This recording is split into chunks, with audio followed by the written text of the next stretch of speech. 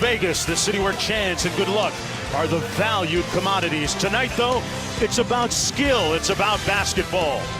Welcome to the USA Basketball Showcase, presented by Nike.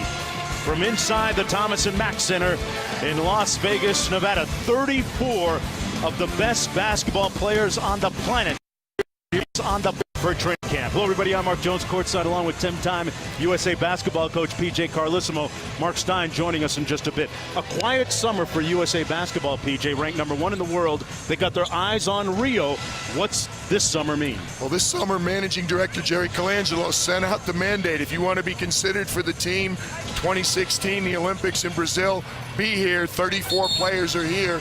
They want to be a part of that experience. And it's a great time to reflect for the USA basketball family. It has been 3 great days of get-togethers and conversations with the various players. And let's take a look at the starting lineups brought to you by Nike tonight. It's blue against white. There's a look at some of the players on the court tonight.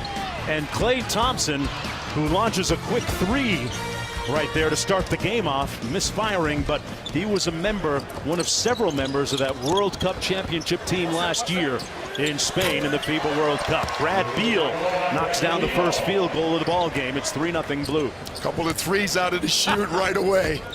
And of course, that FIBA line, PJ, you well know, is a significantly shorter line than the NBA line. Very attractive line for the shooters. Here's DeMarcus Cousins. The Sacramento Kings center off the mark, and up court comes the blue team. Harrison Barnes, who's in the USA pipeline, knocks down a 3 ball. Kawhi Leonard, the former finals MVP of the Spurs, gets the second one to go. PJ, this seems to be trending in an offensive direction right now.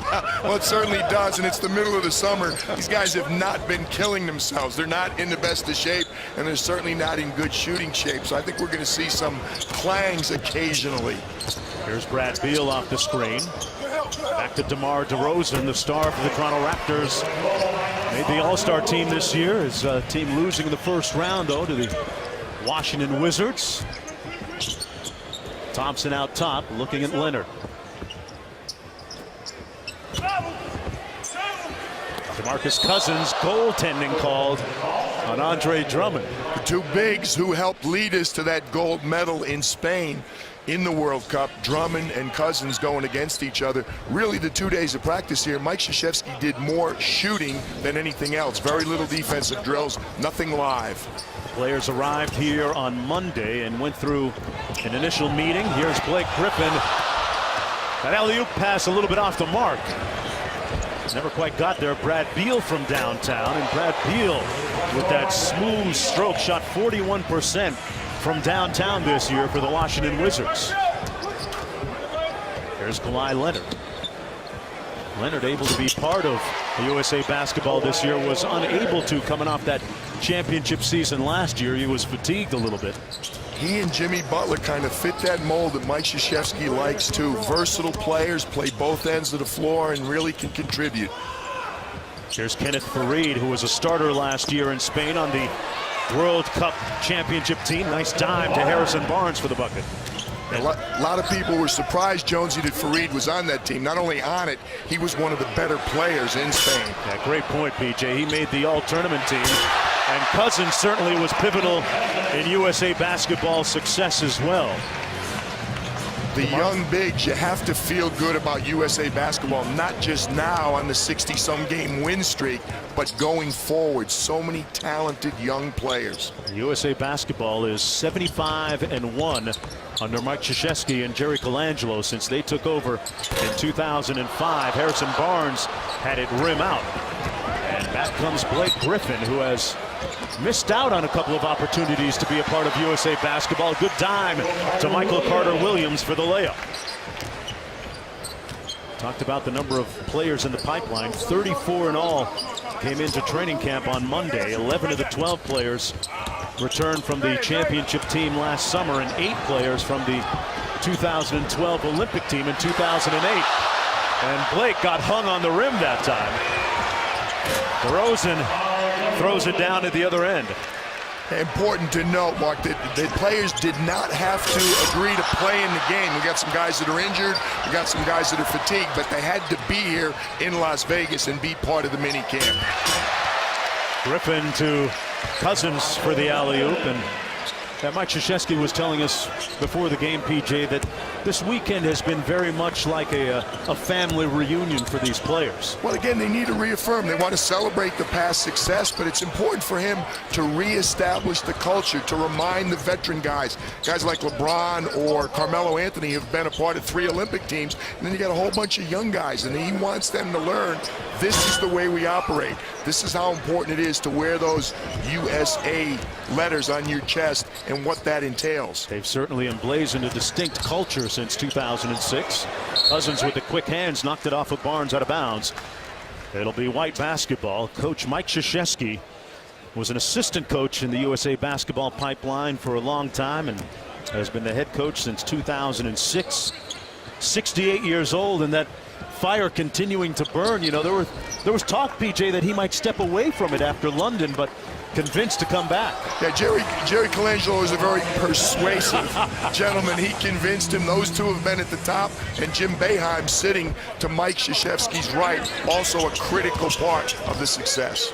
Jim Boeheim and Tom Thibodeau, the coach of the white team tonight, erstwhile coach of the Chicago Bulls. Monty Williams coaching the blue team tonight, the former head coach of the New Orleans Pelicans. Here's Michael Carter Williams driving the baseline, and that's what got Fareed on the team last year, his motor. I was just going to say, this is not going to be a defensive tape that Tibbs is going to want to look at, and then Kenneth Fareed makes a really good defensive play. Timeout on the floor, the blue out to a quick 7-point lead. Monty Williams teed with the advantage when we come back to Las Vegas. That's how they do it in USA basketball.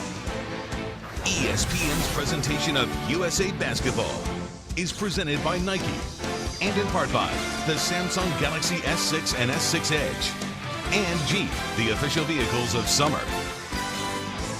Well, unfortunately, a year ago, the celebration of USA Basketball turned into a cataclysmic injury for Pacer star Paul George when he crashed into the stanchion and broke his right leg. Suffered a compound fracture. The Pacers forward played only 6 games of the previous season, averaged just 15.2 minutes per game, although he did shoot well from downtown. And Mark Stein has more on the Paul George story. Yeah, Jonesy, Paul George was here this week. He was part of a team meeting on Monday, met privately with Coach Mike Krzyzewski, but then USA Basketball excused him, sent him home, didn't want to have to subject him to a bunch of questions. And of course, the stanchions here at the Thomas and Mack Center a full 2.5 feet farther back than they were last season. That's a change UNLV made in February. Well, the good news for Paul George is that he is back, he is healthy. He's already made a tour of the Philippines and Asia and doing whirlwind 360 dunks, looks healthy again. He looks healthy and he feels very good. Had a chance to visit with him Monday night. Feels really good where he's at right now, and he is anxiously looking forward to getting back out there for a full season. Yeah, the Pacers helped themselves during the offseason. Here's Michael Carter Williams coming back the other way for the white team, right now trailing.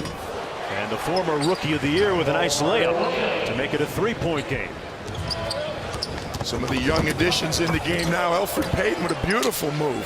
Elfrid Payton, one of those players that Mark Stein pointed out was a late invite to the game here. And Payton does have USA basketball experience, played on the under-19 World Championship team a couple of years ago. And Amir Johnson missing the layup. But that tournament in FIBA basketball was a big part of him raising his draft stock, PJ. Well, so many of these players started out young in that pipeline that Jerry Colangelo loves to talk about. They played in these early competitions, the under-19, the under-17s, under-18 and 16 FIBA tournaments, all of which we're currently gold medal holders right now. So USA basketball is on an incredible run, and these young guys just started. We see Aaron Aflalo, Amir Johnson, Terrence Jones, and Elfrid Payton really helping out right now, filling out the rosters and allowing us to have a competitive game tonight. A lot of players came.